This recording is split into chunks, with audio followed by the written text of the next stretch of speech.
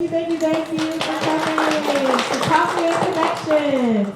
My name is Tonya Whiteside, and I am the founder of the Whiteside Group, and we do workshops, trainings, individual get-togethers, and we started Coffee and Connections this year with the idea of bringing people together, networking, but also sharing best practices and any type of resources that we can offer. So there'll be time to network with each other here, talk, but today I'm really excited to welcome our guest, Dr. Keith Curry, President of Compton College, CEO of the Community College District, and I want to read some things about him. Dr. Keith Curry is the President of the Compton College and CEO of the Compton College District. Compton College is the 114th California Community College achieving initial accreditation status on June 7, 2017. Dr. Curry is responsible for overseeing all departments and functions of Compton College and the district and serves as secretary for the CCCD Board of Trustees. He brings an abundance of energy. We didn't see his energy, did he, when he came in? We didn't see that, I just showed up. and innovative ideas to Compton College, along with a wealth of experience as a post-secondary education administrator.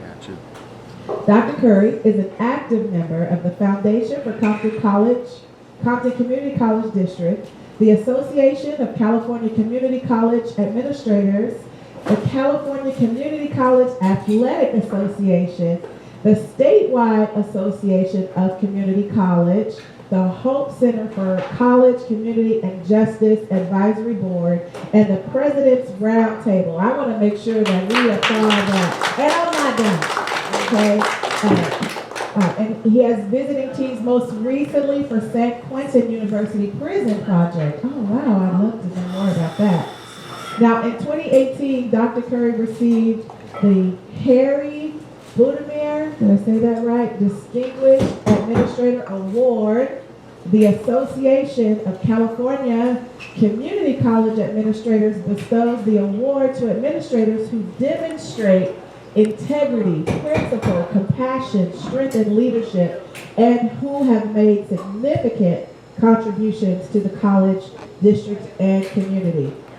Now, he was in 2020 awarded or was invited by Governor Newsom's Senior Policy Advisor for Higher Education to serve on the California Higher Education Recovery with Equity Task Force.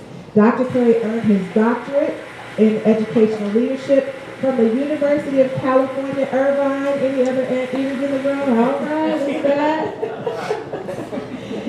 And a bachelor's degree in American Studies from the University of California, Santa Cruz. Dr. Curry is an adjunct professor or adjunct faculty member for the Charter College of Education at California State University, Los Angeles. Let's give it up. And congratulations, because I know you just made it back to town from Colorado. Yes, where you were given an award there as well.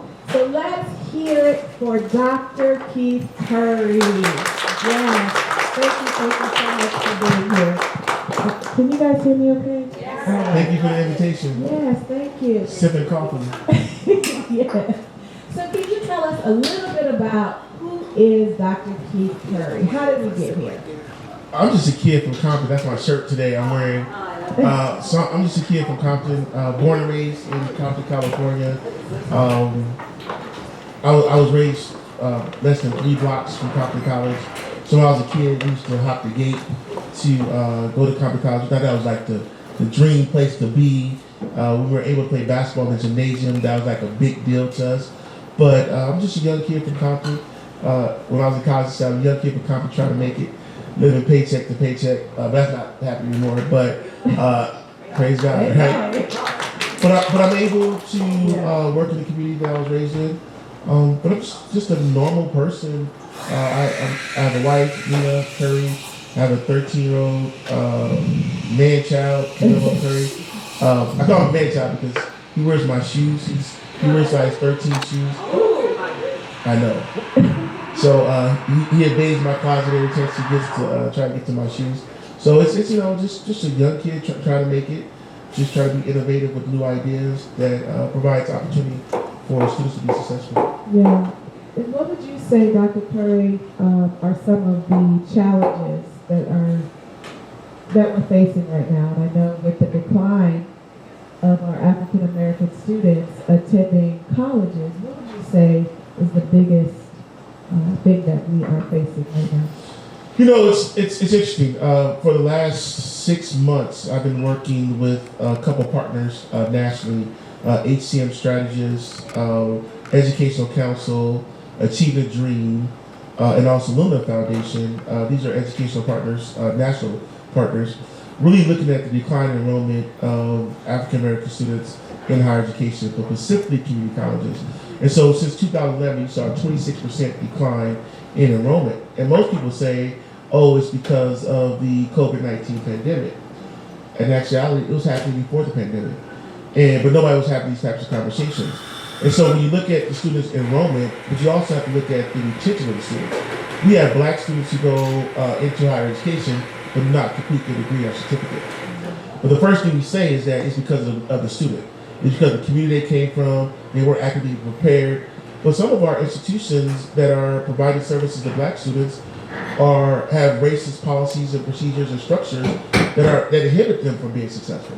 But nobody's willing to call that out and say it's not just we have to make sure students are academically prepared for higher education, but also too we have to make sure the support systems are available for them while they're at our institutions. So it's not just about decline in enrollment, but it's also about the retention. And that's when I talk about unapologetic leadership. I think we have a lot of leaders in higher education who are not focused in on the right things. And they're easily able to say, you know what, this is not a priority because of other stuff. But when you start looking at 26% decline in black student enrollment, and you see the decline in black students persisting and completing the degrees, at some point someone has to hold themselves accountable for this issue. And it's not about Proposition 209 and affirmative action. It's about how do you work within the current confines to provide support to black students. Let me give you an example. At Compton College, we have a program where all of our students eat for free, right? And so everyone's like, oh, how do you do that? So we have a partnership with Every Table that's healthy food. They open up our cafeteria. Students are able to eat for free, get 1 meal per day. But also employees get 1 meal per day. So think about this. If you're a student athlete, right? You have student athletes on your campus. Every day they don't have to go to someone. All you have to do is show their ID card. They don't have to fill out an application to tell anyone how poor they are, right? Just think about that too. So you start talking about support services. Students need to get services. You got to fill out an application. Talk about your income. When you got to talk about your income, you got to talk about how poor you are, right? You got to justify why you need those services. So when you start to look at black students, providing free meals to students on campus every day is important. They have to ask for all you have to do is show their ID. That's a great strategy. So students have to worry about food every day. They know if I go to campus, I can be able to do that. But also provide emergency aid. This year, we're giving out about $3 to $4 billion in emergency aid to students, where students are able to get cash in their pocket for their support. Now, some educational leaders will say, oh, emergency aid, oh, let's fix financial aid. That's what needs to be happening. Students need to get more financial aid. They do. However, we still should be providing emergency aid. I got some colleagues who say, oh, if we provide emergency aid, give them more money, they'll be able to be full-time. Emergency aid is extra money. Now let's think about our childhood and being in college. When I was in college, when somebody gave me some extra money, I didn't stop working. I didn't. That was just an extra $500. That was extra money. But I didn't stop working. I didn't pick up another class because I got an extra $500. But I have people within higher education believe if I give you more money, you'll be full-time. No, you give more money, that's extra. Because I still got other bills I have to pay. Right? So we have to change our thought process as leaders to be able to say, let's focus in on supports for students, providing free food, providing housing. At Compton College, we'll be the first community college in LA County. We're building 250 beds. So when you start talking about basic needs like housing, check. Food, check. We have a partnership with St. John's. We provide mental health services. but we also have online virtual mental health services available to students. But the key here is making sure that students are aware of those services and taking advantage of it. So when you start to look at Black student success, you have to start looking at not only recruiting those students, provide those supports, make sure those supports are meaningful, and students don't have to fill out an application to say how poor they are to receive those services, but it also continue to be innovative and find new ways. And the last part that I look at innovative is I'm really into guaranteed income programs. So we started a guaranteed income program modeled off what happened in Stockton, California. So we have 100 students who are in a guaranteed income program. 64% of those students in the guaranteed income program are Black women with one child. Now, Compton College is 64% Latinx, 21% Black. But 64% of the students in this program are Black women with one child. They're getting $500 a month, right? Because we're able to target the students who have that need and provide them with additional supports. So leaders in higher education have to be innovative, have to think outside the box. Because when higher education was created, I look at Compton example, in 1927, it was created by white males, right? Those white males created racist structures where students were not going to be successful, right? But we continue to be able to go to follow the same path, the same structures, instead of saying, you know what, let's destroy these structures, create new structures that benefit the student population that we currently serve. Now, most people don't want to hear that type of conversation, right? They're afraid to say, you know, yeah, there's racist structures in higher education. So who's going to step up and be unapologetic and call out those racist structures and build new structures for the students that we serve? Yeah. That's what needs to happen. Yeah, you mentioned a characteristic that a leader has to have if they're making those changes. Have you noticed students being more excited about the changes and things that are available to them? Are they open to those resources? Because I've seen where pride will tell them, no thank you.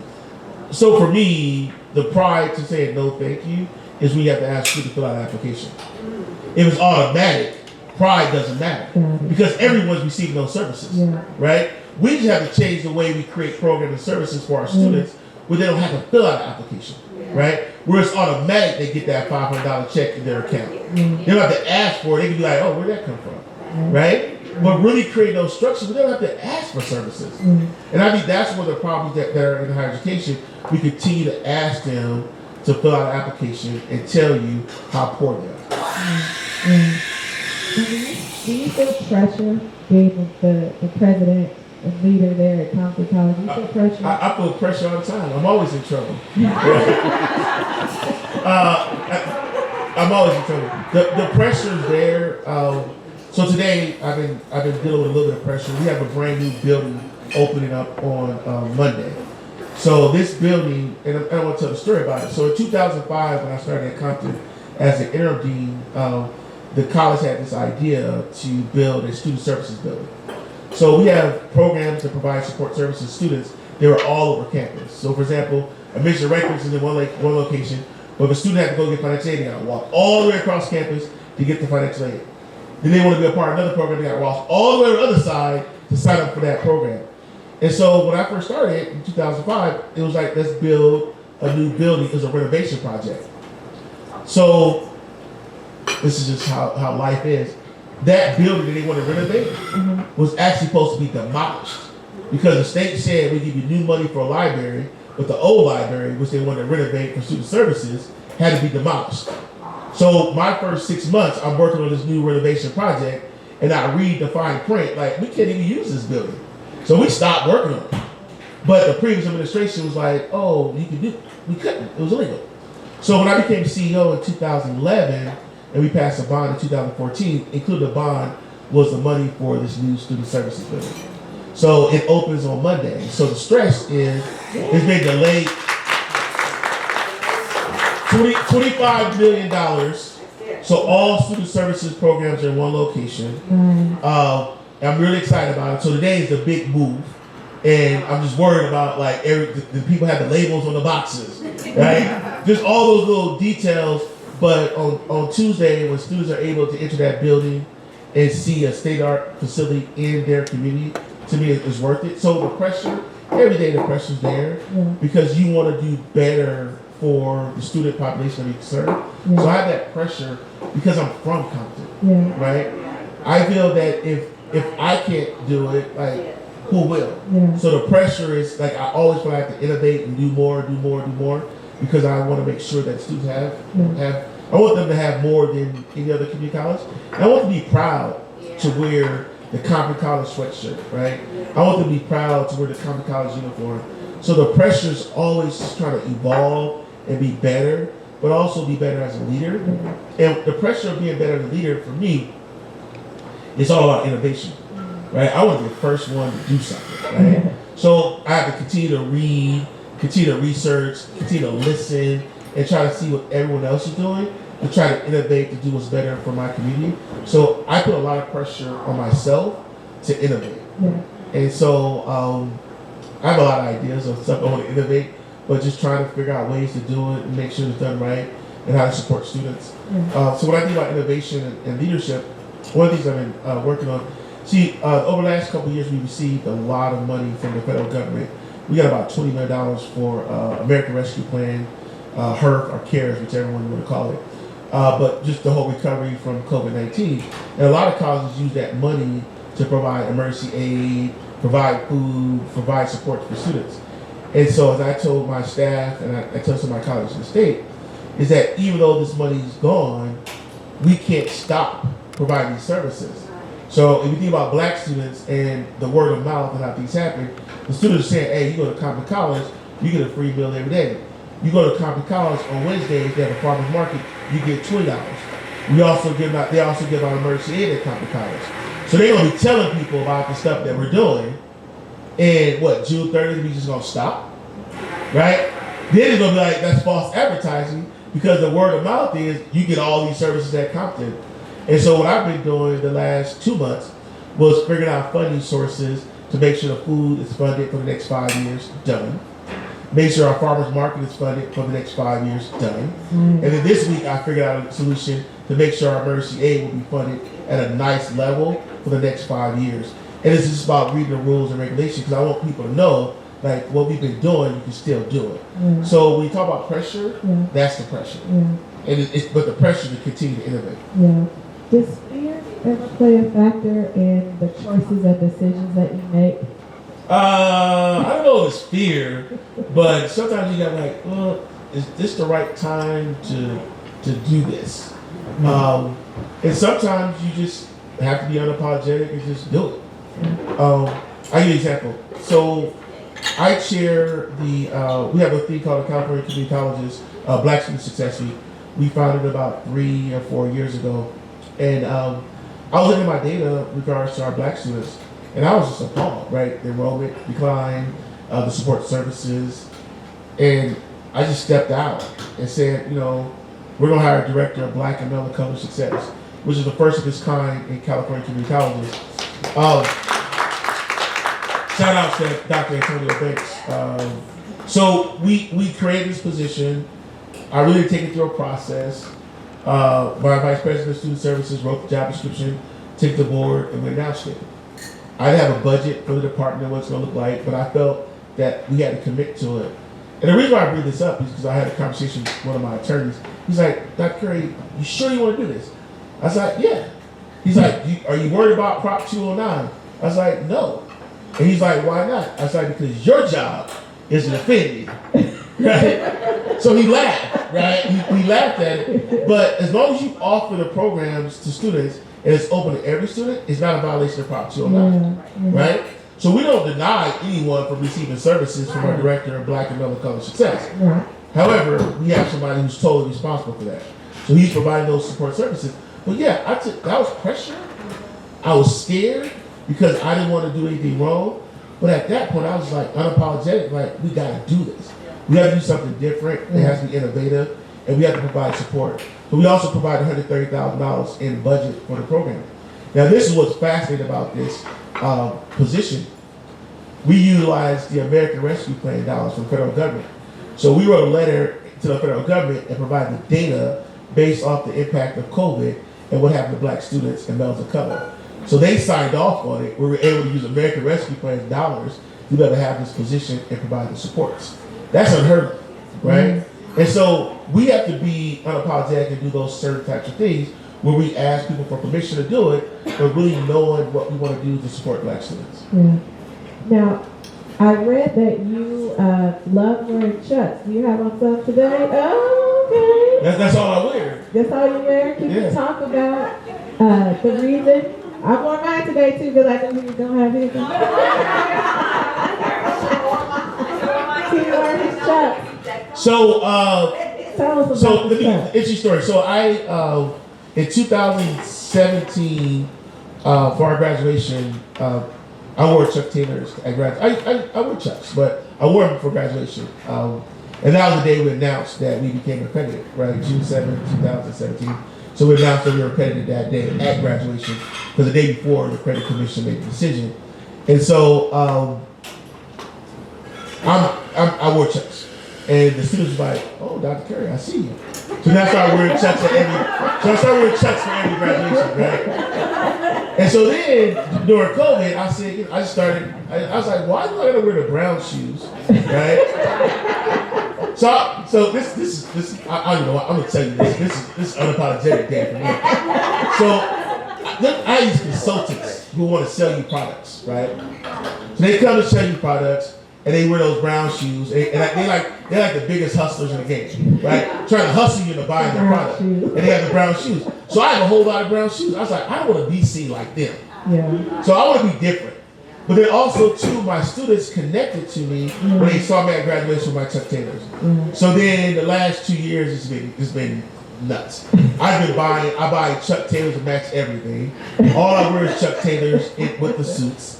And so I'm able to connect with students, and they're able to see me as an unapologetic leader, and they could connect to me by the shoes that I wear. And so I wrote an article, or op-ed piece in Inside Higher Ed that was released a couple weeks ago, and I talked about being your true authentic self as a leader. And you don't have to be a fake leader, right? There's a lot of fake leaders in this business who say they support student success, they say all these things that they want to do, but at the end of the day, they're not going to do nothing. And so I believe in calling out fake leadership, because they go sit on the sideline and really have unapologetic leaders who are focused in on student success, particularly Black student success, but really focus in. And I think you can be your authentic self. And so for me, I can be my authentic self. I can wear the shoes that I like. I can wear the t-shirt that I want to wear, right? I can wear jeans if I want to. You don't have to be, as a leader, from my perspective, what they were 95 years ago at Compton College in dress suits. I can be myself. You know, a lot of times we get in these positions and we have to conform to the previous leaders. Now, look at higher education and look at our systems in higher education. Some of these previous leaders did some good work, but not all of them. Some were some bad fake leaders. So why do I have to conform to what they were, and why can't I just be my authentic self? And so I believe I can be my authentic self, and I always challenge other individuals within higher education to be their authentic self. And so for me, being my authentic self, I'm able to wear my Chuck Taylors, and I have a lot of them. I think about 35. So I'm trying to get my Chuck Taylors ready for graduation. I got a special set that I'm gonna wear for graduation. So I got, that's just been ordered last week. Speaking of graduation, a few years ago, Michelle Obama was there. I remember seeing a picture of her. She wasn't there, but she did wear a Compton College sweatshirt on May 1st, 2019 at the college signing day. She wore a Compton College sweatshirt. You get that sweatshirt online, www.compton.edu.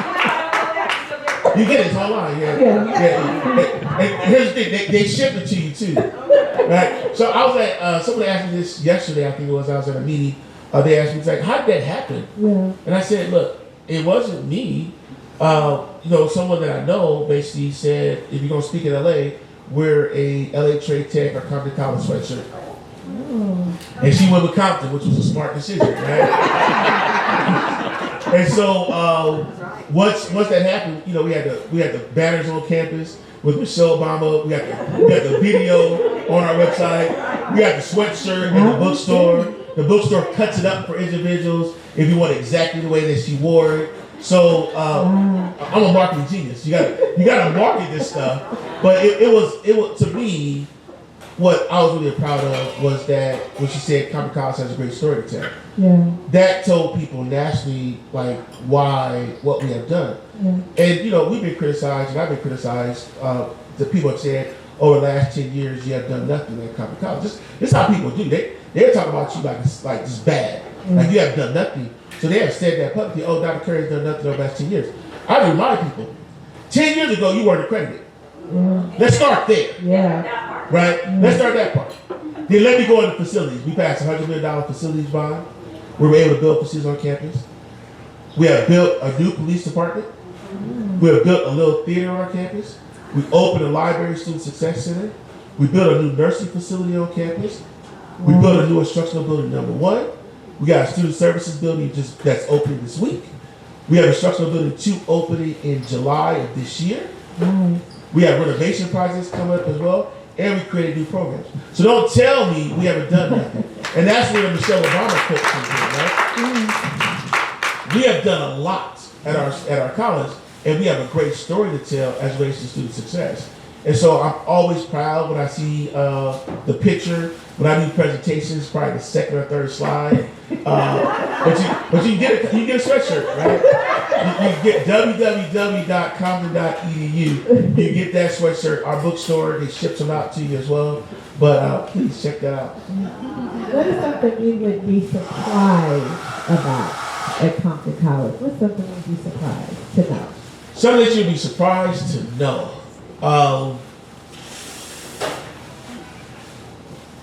Most of my stuff is public. So I put everything on LinkedIn and Twitter and Instagram. I see it. Yeah, I try. But I think the one thing you'd be surprised to know is the level of engagement we have with our community. Right? 36% of our enrollment is dual enrollment students, high school students, right? And there's a lot of conversation in higher education about dual enrollment and the need for high school students taking college classes. In 2011, we probably had less than 5% dual enrollment. We have an early college, high school program with Compton Unified School District. We have a dual enrollment program with Compton Unified School District, Linwood, and also Paramount, where students take classes during the day. We have classes that are being offered after school for high school students, but 36%. So when we start talking about higher education, a great equalizer for high school students is about taking college classes. So we offer that. Then also the amount of events that are happening on our campus. Like every weekend, somebody's on our campus doing something. So we're open to the community where people are able to have events on our campus. But we're just doing so much for the community. Well, we don't talk about it as much, but we have always been available for those individuals. So that's one. The second is our partnership with Cal State Dominguez Hills.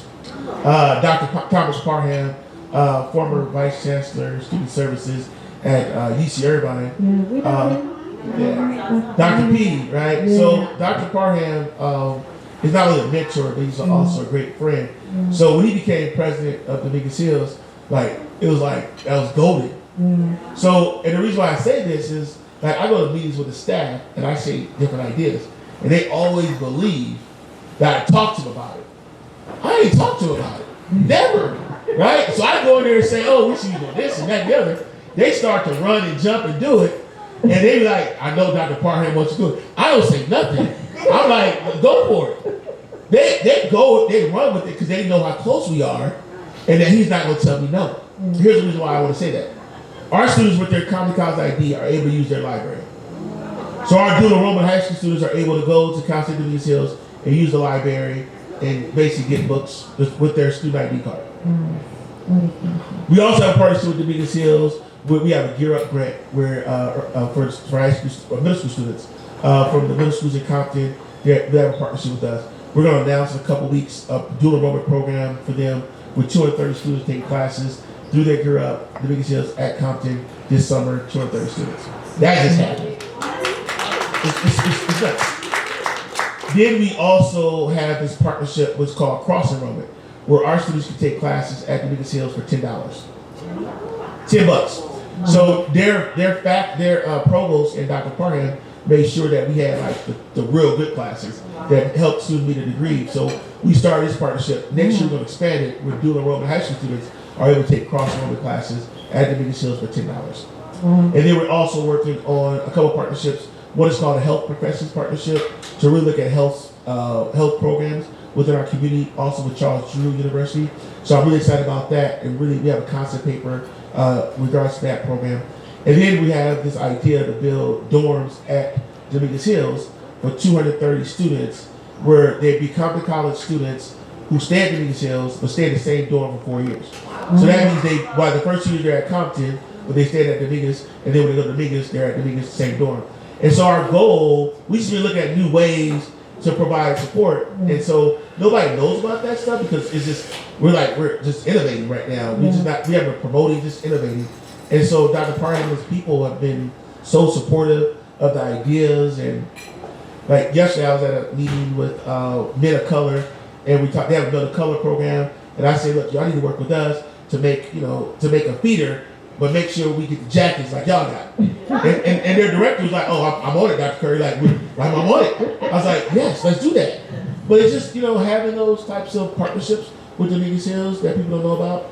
And the third one that I would say that people don't know about, besides community, besides the Dominguez Hills, is the work that we're doing with formerly incarcerated students. I'm really, that was a bold move a couple years ago. When we started our formerly incarcerated student transition program, what they call FIST. I wasn't really in favor of the name at first, but I went along with it. And it's scary. We received the John W. Rice Award for California community colleges, but I'm really impressed with it because those students have some stories, right? And it's just listening to their stories and listening to how they're just trying to make it and be successful. And just by receiving a couple little supports that we provide and being able to have conversations with other individuals that like them, it's just amazing. And so I was at a event for Martin Luther King, and I was talking to one of our students who was a speaker. He brought a couple individuals that was in prison with him to see him speak. And so I'm there, I'm just watching this whole thing go down. And so at the end of it, I go talk to the student, and I was like, these your people? He's like, yeah, they all come to Compton College. And they were like, yeah, we coming. I was like, if y'all all come and buy your lunch, I'm gonna take care of y'all, wherever y'all wanna go. So a couple weeks later, I see one of them at the farmer's market. He wasn't a student, he was a friend of the student. He's at the farmer's market. I told you already, farmer's market every Wednesday at Compton College. We give students $20, right? They can buy food and groceries. So he's there at the farmer's market. He's like, Dr. Curry, I'm in Road. Do you remember me? I was like, you one of them, right? He's like, I'm in Road. So we get a semester, I see the student that was speaking at the Martin King event, and I said, did we get them all? He's like, Dr. Curry, we all there. Wow. We all there. And I was like, everyone? He's like, we're all in. We all study together. Like, I got one of them sleeping on my couch. We figured out. And I'm sitting there like, oh, when I get housed, it's over. So my next idea that I want to do based off of those students is I got to get a guaranteed income program this fall for formerly incarcerated students. Because what I've noticed is that formerly incarcerated students, when they come back to school, the hardest thing is to get a job, right? Everyone's looking at their record, right? So if I'm able to give them that $500 per month to support them for 6 months, I think would be innovative, but also I think would be very helpful. So that's one of the things I want to work on. So when you look at the three things people don't know about, I would say the work that we do in the community, the partnership with Cal State University of Dominguez Hills, and then also the work we're doing with formerly incarcerated students. All right, that's awesome. So where would we start in our communities? What would you say is the first thing we can do? Because we have so many community colleges and universities. We're so blessed here in California to have so many. Where can we start? I think one is to encourage individuals to apply for jobs in community colleges, right? Community colleges have to diversify, right? A lot of the faculty and staff and administrators don't look like the student population that we currently serve, right? And people say, people say we want to diversify, but we look at their hiring, they're not doing that, right? And so we have to make sure that we get the pools to make sure the pools are competitive and make sure that we have Black and brown individuals applying for jobs at California community colleges. That's one. Two is when we see Black students particularly, when we see people walking on the street, in a grocery store, spark up a conversation with those individuals just to find out what they're doing. And this goes back to some research from Frank Harris and Luke Woods at San Diego State, who did for us at Compton College, is that I noticed that when we see students on campus, particularly males, we won't even talk to them, right? Won't say nothing, just walk by them, right? Like nothing. You'll do the same thing with them at the grocery store, right? But helping spark a conversation, encouraging individuals, like giving words of encouragement. One of my favorite words of encouragement is pull your pants up, right? Like you don't got to say, but pull your pants up, right? But people laugh at that. They're like, Dr. Curry, why you do that? I'm telling you, whenever I do that, it always sparks up a conversation, right? And then you might get a student say, I don't have a belt. When a student said that to me, he said, Dr. Curry, I don't have a belt. I said, here you go. Here's the money, go buy a belt. But the student couldn't afford a belt. But we were able to have that conversation. Mm-hmm. But what we can do is see more individuals apply for jobs in higher education, particularly community colleges. Second thing is to have conversations with individuals who are just between the ages of 20 and 54 who might be interested in going to college. Just having a conversation. Mm-hmm. We'll walk by people that look like us and not say a word. What do you say hello? Yeah. Right? We'll be mean. So can we say hello to our people and have conversations? I think that'd be important. And then you never know what that relationship could evolve into. I've met a lot of people just by saying hello, right? And those people have been able to provide programs and services that benefit Compton College just because I said hello. And I'm able to learn more about them and build that connection. And so I think it's important as we think about, okay, what can we do? Is like, let's be nice to people. Let's build relationships with people that are authentic, right? Not trying to use people. Let's build relationships that are authentic and supportive of individuals. That means our whole community can change. And I think that's important. And the final thing is, I think it's, what bothers me a lot is the, I have this on the slide in the speech, is racism, criticism, and discrimination, right? We get caught up in criticizing people for everything, right? I'll be criticized, oh, he wore this today, like people will criticize you, but they won't be in a fight with you, right? So they would say, oh, you're not good enough leader because you're not doing this, that, and the other.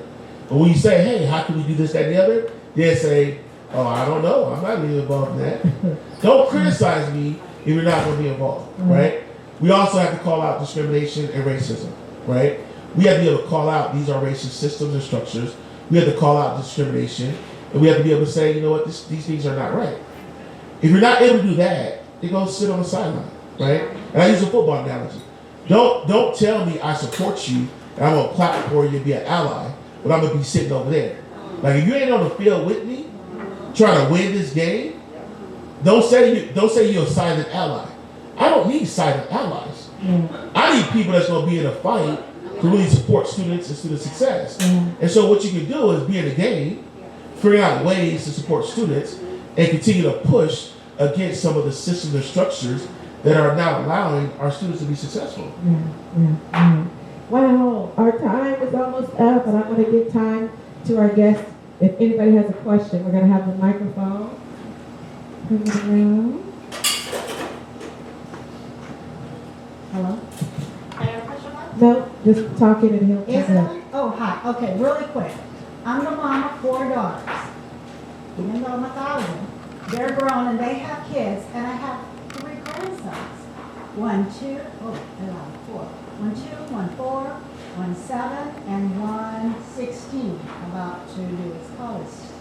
What would you say for our extended village to help through what you mentioned in the beginning about the barriers? I would say right now, what I think is important is, one, use of technology. Make sure that we get technology in our kids' hands as quickly as possible. So don't be afraid to let them use the phone. Don't be afraid to let them use the iPad. We have to put technology in these kids' hands. We have to. Critical, we have to. 2, we got to force reading, right? We have to read. I see a lot of people, even now in leadership, who don't read stuff, right? But people, we have to read. It's not just read stuff that we work on. Like we got to read books and novels just to open up our just open up our thought process. So reading is important. Also, making sure that communication and public speaking. It's to me when I say communication and public speaking, is that I see especially individuals of color when the mic is on, they freeze. For me, when the mic is on, I'm ready, right? I say I want to be one take Curry. Like, I want to come in, one take, and I'm done. I can go do the next thing. But making sure people feel comfortable with the mic. A lot of times we see individuals, let me give you an example of that. Have you ever watched athletes who start as professional athletes, their first couple interviews are not good? But if you look at 5-10 years down the road, they know how to do those professional interviews and have those conversations, and they know their platform, right? So making sure that our kids are able to know there's no stage bigger than them, and be able to have that conversation and be able to be articulate about what they're trying to say. And they don't have to use big words, right? A lot of times, like, oh, I got to increase my vocabulary. My thing is, I'm going to say what I feel, but it's going to be intelligent, but I don't have to have big vocabulary. And so making sure our students are able to speak and have communication is important. But I would say the last part of it would be just being there, just tell them how important it is to be who they are, right? And being open to our kids as they grow to be like, they want to wear certain colors of clothes, right? If they have their own, want to be their authentic self, helping them be their authentic self, right? And not trying to conform to what the masses are. I look at my son and how he dressed, like, so he started having a little style, right?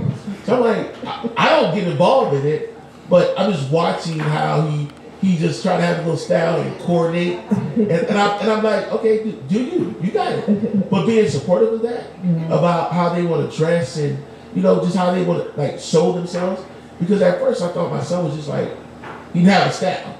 Now it's like he color coordinates, the shoes gotta be right? He want to wear shirts that say certain things, and so it's just and just being open to that. I think that's important.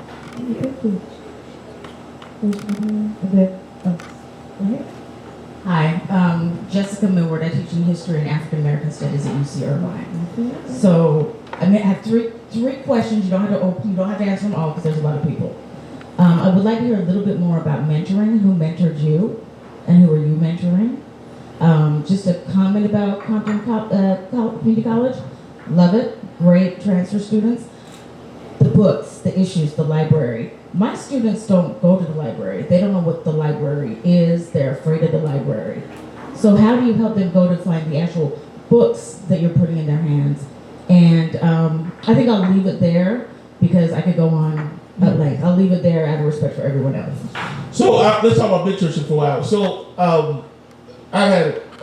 this is fascinating. So I've had a lot of white males who have been mentors, right? And they have, there's one, Dr. Tom Fallow, who's the president of Compton College. Also, Tom Henry, who was the founder and CEO of the Fiscal Crisis Management Assistance Team, FIGMAT. They're the ones who work with K-12 districts when they're in trouble. But he founded that from a fiscal perspective. Dr. Juan Francisco Lara, who was the Assistant Vice Chancellor at UC Irvine. Dr. Tom Parham from UC Irvine. So I've had a lot of mentors in this business. And I don't look at it as mentors anymore. I now look at it as board of directors, right? Because there's certain people that provide support for you in certain areas. And I think that's very important. So I had those 4 individuals. And then also Dr. Ned Daphne, he was the chancellor of North Orange Community College District. But he was like the one, like, I didn't really call him for advice, I just called him for validation. Right? So you can have people you call for advice or whatever, but certain people you just call for validation. Right? And so when I called him, it was more so, I just want you to validate what I'm doing and say, yeah, good job, right? I don't need to tell me like how to do it. I need to see that validation, right? And so he was the validation person for me, for the board of directors. But I just, always keep those mentors by me, and some of them passed away. And this is, I want to say this because it's important. Like, I still keep their numbers in my phone. Right? And at certain points, I send text messages to those numbers, right?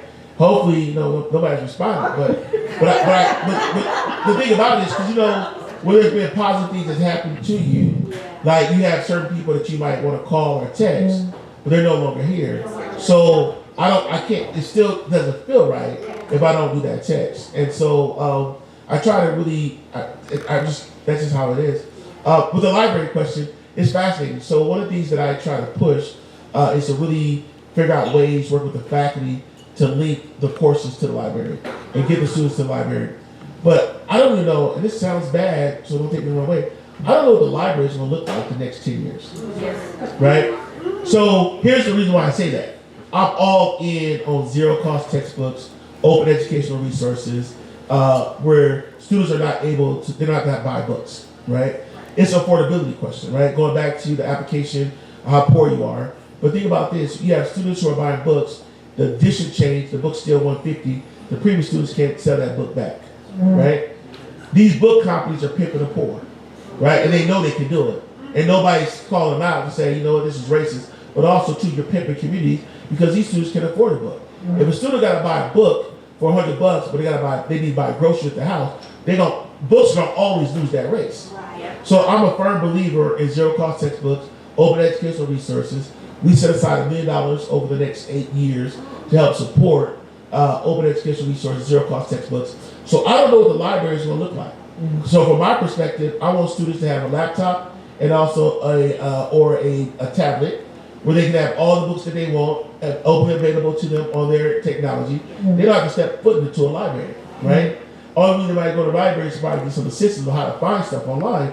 But at some point, we have to look at what the library is going to look like the next 10 years and how we support our students. And that's why having technology in kids' hands now, because I don't think the libraries will look the same.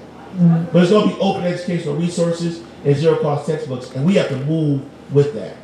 So all my books now are on my iPad, right? I still got a bookshelf full of books, but I don't even look at them. I got one more, and then we have to close up. And I'm gonna say this about the books. Tell the professors to use the book when I spend $200 on a book, because that's another conversation. I bought a book and they're not even teaching from the book. Okay. Good morning, I'll be quick. I think what you're doing is phenomenal, first and foremost. I have a daughter who's 14, and she already has her eyes set on all kind of colleges that she wants to go to, universities. What would you say, her biggest complaint right now are the teachers. And a lot of them have lost their passion for teaching. When we went to school, we had more teachers that were passionate about teaching. Now, her biggest complaint is that there's no structure in the class. Some of them just let them do whatever. She comes home in certain classes, they don't have homework, so on and so forth. And so that's an issue. In all that you're planning, is there something that's geared up for the faculty specifically to keep them encouraged to teach, to drive them, to motivate them? Is there something set in place there? Because everything is great for the students, but if they get to class and there's discouragement that's taking place in the classroom, where they're teaching things that are not subject matter that they signed up for, and that creates a greater issue. So is there something for the teachers? Yeah, so we put funding into professional development for faculty, and I think professional development is the key to this, right? And so we've had certain scholars. Right now we have Christopher Endem, who's from USC, who wrote Ratchetdemic. The book is called Ratchetdemic. He's sort of Ratchetdemic Academy for some of our faculty, which I'm very excited about. We have another academy working at our college where they're doing a Black and Bella Color series with Frank Harris at San Diego State. We have communities of practice for English faculty where they're working together in regards to curriculum and talk about how they can improve students. So they're meeting weekly. And so I think it's important when we start to look at what's happening in the classroom. It's about professional development and linking those professional development to outcomes, but also create an environment where people want to be at work and they want to be happy. You know, a lot of time right now, especially when we look at the COVID-19 pandemic and how education is evolving, like people went through a lot, right? People went through a lot. And so I think a lot of people have lost their passion in this work because of the pandemic was the first of its kind that were all experienced at the same time. And so how do you move away from that is the professional development, but it's also building that sense of belonging for faculty where they feel that they belong again, figuring out ways to connect people back to the community. And so the free lunch for employees is important to me, but also having those social events for them as well, and then also creating spaces. They have a wellness program at Compton. It's on Zoom, right? And so they do different type of exercise and activities together, working on your breathing. Which I think at first I was like, I don't know about all this, but our manager of professional development, she be on it, and the people they're able to have that to build that connection. So I think people have lost their passion, right? And it's not just about compensation, right? And so compensation is a big deal, right? And we all go through that with negotiations and trying to figure out what that might look like at your organization. But it's about compensation, about professional development, sense of belonging, where people feel belong, they feel welcome within that organization. And the final piece I would say at the end of the day is work-life balance, right? Providing the structure for individuals to have that work-life balance. So at Compton, now people, they can work 1 day a week remote, right? And that gives people that work-life balance. But you gotta provide work-life balance, right? Don't call people over the weekend about work. And I'm the worst one at it, right? I was on the phone with my director of facilities today, like, are we good? Right? But providing people that opportunity, but also telling people, you know what, go take a vacation and take a break. And they're like, oh, we got too much work. No, we'll figure it out. You need to get your break. But we're figuring out ways to provide that support for individuals for work-life balance, because it's been stressful, but particularly for people of color, right? It's been a lot stressful, especially when we look at the murder of George Floyd. Just think about all the stuff, the racial reckoning and all that's happening, COVID-19. It's a lot. And so at some point, we got to recognize that it's a lot for our people and providing those types of supports. Mm-hmm. Yeah, let's give God a hand.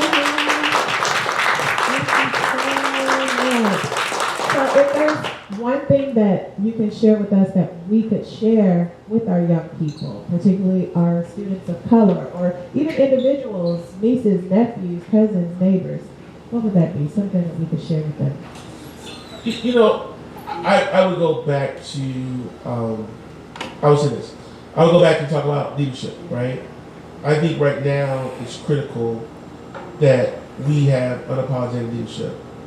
Over the next year, you're going to see a shift in the type of work that I've been doing on a national scene.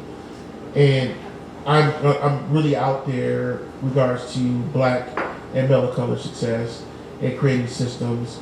I'm excited about the work I'm doing nationally with the partners I mentioned, and you're going to hear a lot about this organization working around Level Up and really level up the conversation and people getting real about black student success.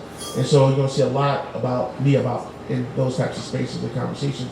So we talk about the takeaways about unapologetic leadership, changing or really looking at yourselves and figuring out what can I do differently, or what can I do more, or how can I have more of an impact. My impact at Compton College is bigger, and it's never going to stop. But I want to have an impact nationally regards to black student success. And so the major takeaway is unapologetic leadership, the national conversation, and I'm going to end with this. I'm excited in the next couple of months, you're going to hear the announcement, but we're creating a alliance for the Alliance for Black Excellence, where it's going to include colleges around the country and one community college from California. You probably can figure out which one's from California. But it's going to be colleges around the country and leaders who are unapologetic, working together around black student success. It's never been done before. And I feel that this group is going to create the platform, but also the tools for other colleges to follow over the next 20 years. And I think it's important that we do this now, because if we don't do it, I don't think it's going to ever happen. And I think right now is the time to really capitalize on that movement. So I'm excited about that. So the takeaway is the unapologetic leadership, stepping up in the current roles that you are in, and evolving yourself as it relates to innovation. And that's what I'm doing now. I feel like this is a Keith Curry pivot. And I'm actually seeing the pivot. Yeah. I see the pivot that's moving from the state of California conversation, and particularly Compton College conversation, but pivoting to a national conversation, because someone has to step up and call out racism. someone has to step up and call out fake leadership. Someone has to step up and say, you know what, black and brown students are not doing well nationally, and we as organizations have to be real with ourselves to change that. And I'm willing to step up and lead those conversations. Thank you. Thank you so much for your time and coming out and sharing with us. We really appreciate and are so thankful for the work that you're doing at Compton College and the impact that it's having, not just here in California, but internationally. We're going to say that, all right? Thank you. So you can follow me on Twitter, Instagram, Snapchat, TikTok. I am Keith Curry. Thank you. I'm going to do the